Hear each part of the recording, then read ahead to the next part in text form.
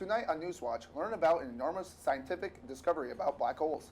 And Beyonce runs the world with her new world tour. Find out more on Newswatch.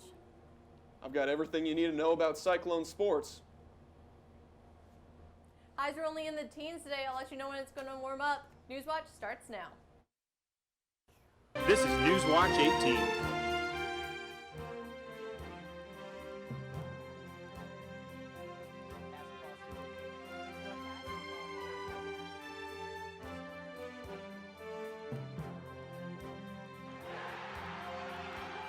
Newswatch 18 starts now.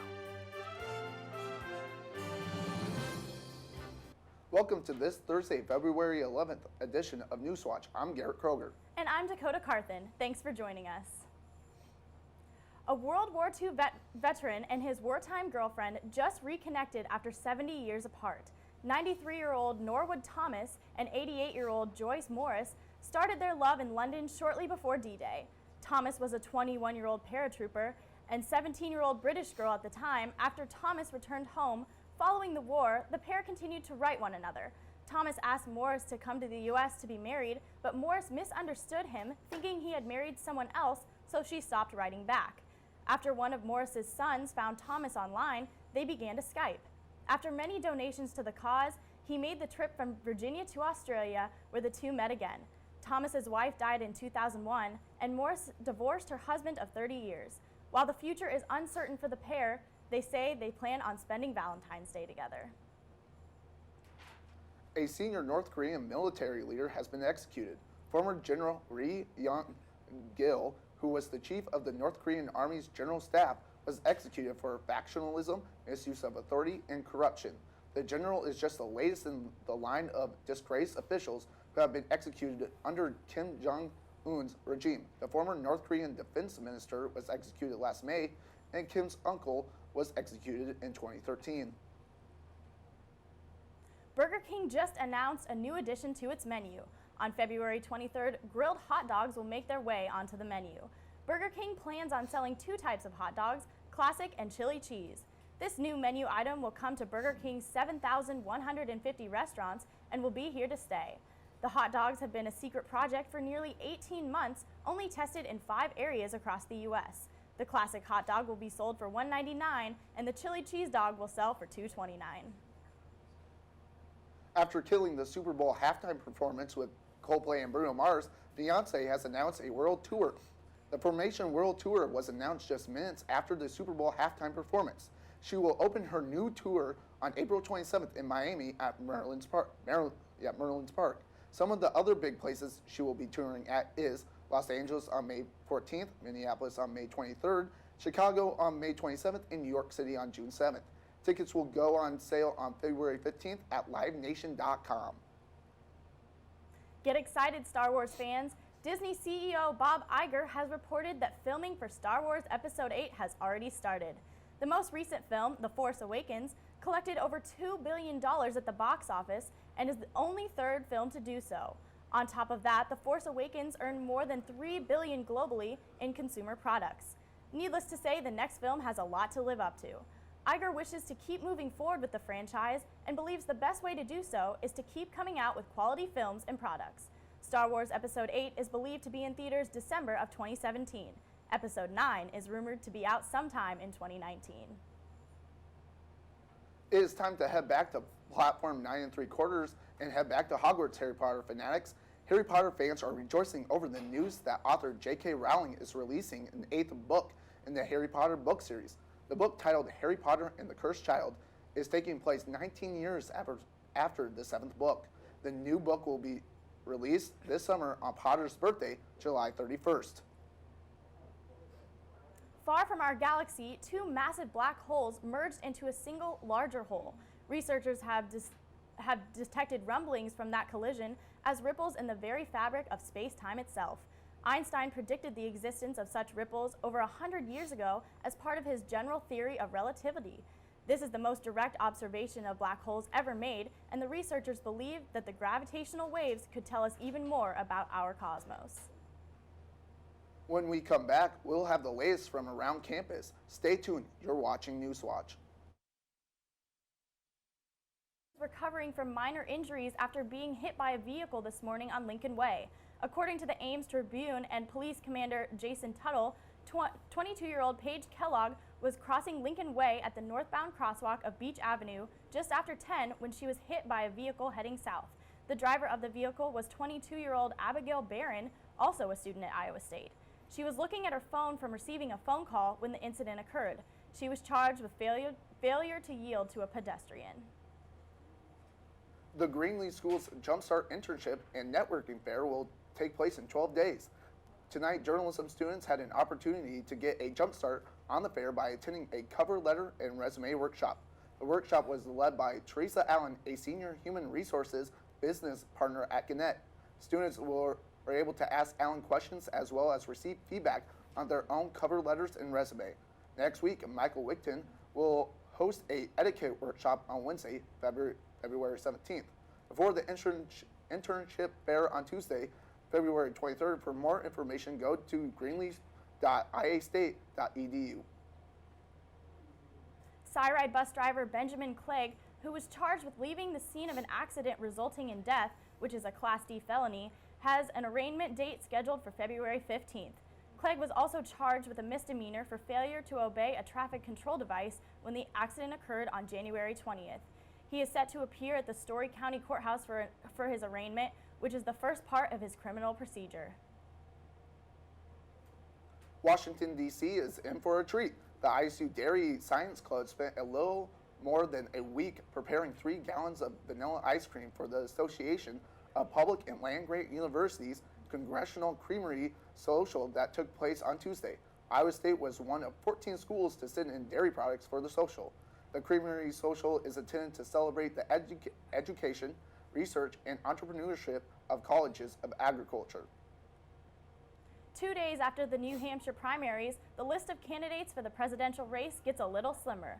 New Jersey Governor Chris Christie, a once commanding figure in the Republican Party, ended his run for the White House on Wednesday. This news came after Christie saw little support from the recent primaries when he came in 6th. Republican Donald Trump won over Ohio Governor John Kasich, which was a surprise after seeing how Kasich did in Iowa nearly 10 days ago. Democratic hopefuls Bernie Sanders and Hillary Clinton again saw a close race, but it was Sanders who edged ahead to take New Hampshire after losing in Iowa. Both parties will see action again Saturday, February 20th, as Nevada will host their Democratic caucuses and South Carolina will host the Republican primary. There was a 3-car pileup in a lot near the Armory Tuesday morning. ISU police said that the driver had gotten confused about the gas and brake pedal, and that's how the collision occurred. No one had called in the accident by the time the police arrived, but there were people standing around the collision and taking photos of it. Thankfully, nobody was hurt, but the police urged that if you see something, to call it in. The Zika virus outbreak, disease spread by mosquito bites, continues to spread throughout the Western Hemisphere. Concerns are growing for pregnant women because of the mosquito-borne virus has been linked with a serious birth defect called microcephaly, characterized by an abnormally small head and brain in infants. Recent concerns with the virus have also been spotted in Brazil, a major problem for the upcoming Rio Olympics and the international traffic that the event brings to the country. The virus, however, has yet to be spread to parts of the United States. And now we are joined at the desk by Taylor Mankle. Taylor, what is happening in the world of Cyclone sports? There's a lot going on right now. It's a busy time for Cyclone sports. I've got men and women's basketball, softball, tennis, and track and field coming up after the break. Welcome back to Newswatch. I'm Taylor Mankle with your Cyclone Sports Report. First off on my report, we've got men's basketball. They took a hard loss last night to Texas Tech in Lubbock for the 2nd year in a row. Tech came into this matchup unranked and looking for a big win against a ranked opponent to bolster their NCAA tournament bid. They got just that last night, taking the Cyclones to overtime in a game where fouls plagued ISU when already having depth as a problem. Now 17-7, Iowa State will play next this Saturday against the number 24 Texas Longhorns at 7:30 p.m. The Cyclone track and field squad is set to host the ISU Classic this weekend in the Lead Rec Center. The meet will start Friday at 11 a.m. and continue into Saturday starting at 10 a.m. The event will have another great turnout this year with 22 ranked teams competing. Admission is free, or you can catch the action on cyclones.tv. Softball season kicks off this Friday as ISU will host the Cyclone Indoor Invitational at the Bergstrom Football Complex. This is a 3-day event running Friday through Sunday as the Clones will face off against IUPUI, Eastern Illinois, and North Dakota with a pair of games against all three. After the Invitational, the team will hit the road until March 23rd, so better catch them while you can. Admission is free and first pitch is at 4:30 on Friday. The Cyclone tennis team is back in action this weekend in the Beehive State. That's Utah for those who are unaware. They will take on Idaho State on Friday, Utah State on Saturday, and then Weber State on Sunday. Iowa State is off to a good start this year with a 4-1 record and looking to continue with this busy weekend. And all three of these matches will serve as a good warm-up for in-state rival UNI next Friday. Make sure to follow Cyclone Tennis on Twitter to get all your updates. Struggles continue to face the Iowa State women's basketball team as they lost their 8th Big 12 game of the season against West Virginia last night in Morgantown. While the results are not what head coach Bill Fenley would like, the effort is not lacking for this team. The Cyclones put in a great fight in the fourth quarter against the Lady Mountaineers and even took the lead in the final quarter but could not finish the job with a final score of 57-47 in favor of WVU. The Cyclones play next in Fort Worth against TCU on Saturday. Tip-off is at 1 p.m. and televised on Fox Sports Southwest. That's all I've got for sports, but we're going to send it to Jan. She's got the weather report. It is snowing right now across central Iowa, and it is going to stay cold for a while, but we do have a warm-up on the way. I'll let you know more after the break. Welcome back to Newswatch. Right now outside in Ames, we are sitting at 16 degrees, and we do have those flurries continuing out there. They are pushing across the state right now. They should be out of here before the early morning hours get to us. We are expecting about an inch of snow out of the system, a little bit more out to our west. They're expecting almost 2 inches over in Sioux City from this little band of snow that's coming through. But it shouldn't give us too much trouble in terms of travel. Right now, temperatures are in the teens across most of the state, still holding it on at 20 down in Ottumwa, 25 over in Council Bluffs, and 20 up in Sioux City, but the teens elsewhere. Those winds are light and variable across most of the state. Hardly anything to talk about in terms of winds, which is great because even though the temperatures are cold, it means it still feels fairly nice out there. But that's not going to continue. As we go through tomorrow, this system is going to be moving out, and those clouds are going to be clearing through the day on Friday. But then we've got high pressure moving in, and with those clouds moving out and the high pressure moving in, the winds are going to be picking up. We can be expecting gusts as high as 30 tomorrow. So it will feel much cooler than it did today, even though the temperatures will be about the same. And high pressure is going to stick with us for the next few days through the weekend. And then we've got another low pressure system that's going to be making its way in later on Saturday, which could be giving us another batch of snow late Saturday and then all day Sunday. Lows tonight, though, we're going to dip down into the teens across most of the state. 9 up in Mason City, 12 in Fort Dodge, and 16 over in Sioux City. But tomorrow, like I said, will be much like today, 17 in Marshalltown, 21 in Des Moines. But with those winds, those wind chills are going to be much lower, and it's going to feel much cooler tomorrow. 13 degrees is what we'll get down to here in Ames tonight, and those flurries are going to continue, but then it will be mostly cloudy for the rest of the night. We're expecting about an inch of accumulation here in Ames. Tomorrow we're going to get up to about 16 degrees, and it will be cloudy to start the day, but as we go through the day, those clouds are going to be clearing. And like I said, it is going to be fairly windy and blustery out there. Winds for about 7 miles an hour, but then increasing throughout the day and up to about 20, and then we could be getting gusts up towards 30 miles an hour. So it's going to feel pretty cold and miserable out there tomorrow walking across campus.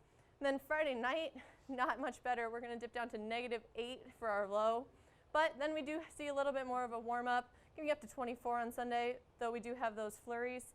But then looking at Tuesday and Wednesday and Thursday, it looks like a great warm up ahead. We'll have more news after the break.